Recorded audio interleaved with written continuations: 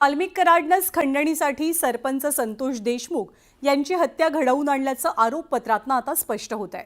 जो आपल्या आड येईल त्याला सोडायचं नाही असं वाल्मिक कराडनं सुदर्शन घुलेला सांगितलेलं आणि त्यानंतर एका हॉटेलवरती संतोष देशमुखांच्या हत्येचा कट रचला गेला। हॉटेल तिरंगामध्ये सरपंच संतोष देशमुख यांचं अपहरण करून त्यांची हत्या करण्याचा कट रचण्यात आला। वाल्मिक कराडच्या गँगने आवादा कंपनीत खंडणी मागितली होती, तसंच आवादा कंपनीच्या सुरक्षा रक्षकाला मारहाण सुद्धा केली होती।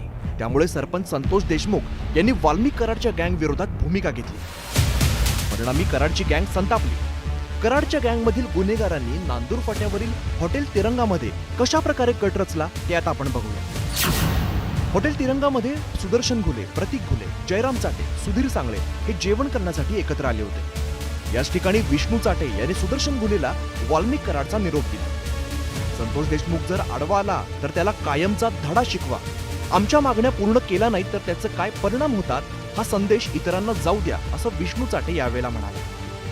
सुदर्शन घुले याला वाल्मिक कराड यांनी खंडणी प्रकरणात आडवं येणाऱ्याला आडवं करा आणि धडा शिकवा अशा पद्धतीचा मेसेज देखील दिला होता आणि एका हॉटेलवरती बसून हा हत्येचा कट रचला गेला। विशेष म्हणजे विष्णू चाटे यांनी तिरंगा हॉटेलवरती सुदर्शन घुले याला वाल्मिक कराड याचा मेसेज दिला आणि त्यानंतर 9 तारखेला अपहरण करून संतोष देशमुख यांची निर्घुण पद्धतीने हत्या करण्यात आली। 6 डिसेंबर 2024 रोजी संतोष देशमुख आणि सुदर्शन घुले, प्रतीक घुले यांच्यात आवादा कंपनीच्या प्रांगणात वाद झाला होता। या घटनेचा व्हिडिओ देखील व्हायरल झाला। त्यामुळे 7 तारखेला सुदर्शन घुलेने वाल्मिक कराडला फोन केला। त्यावेळी वाल्मिक कराडने सुदर्शन घुलेला सांगितलं, जो उठेल आणि आपल्या आड येईल त्या कोणालाही सोडायचं नाही। त्यानंतर सुदर्शन घुलेने आवादा कंपनीत फोन करून धमकी दिली होती।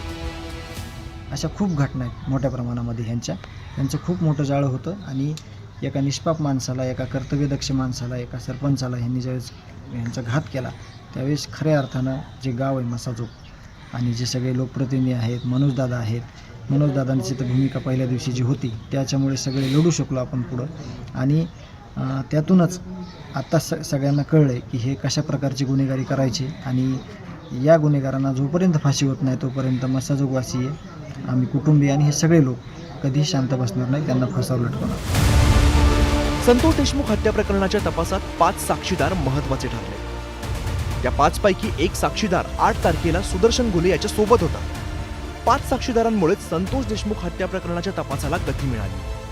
तसंच वाल्मिक कराडच्या गँगचा बुरका फाटला आणि कराड गँगची बीड जिल्ह्यातली दहशत सर्व राज्याला कळली।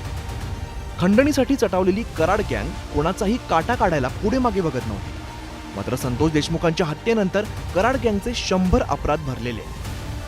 आता या आरोपींना कोणती शिक्षा होते हे पाहणं महत्त्वाचं असणार आहे। सुरेश जाधव, न्यूज 18 लोकमत, बीड।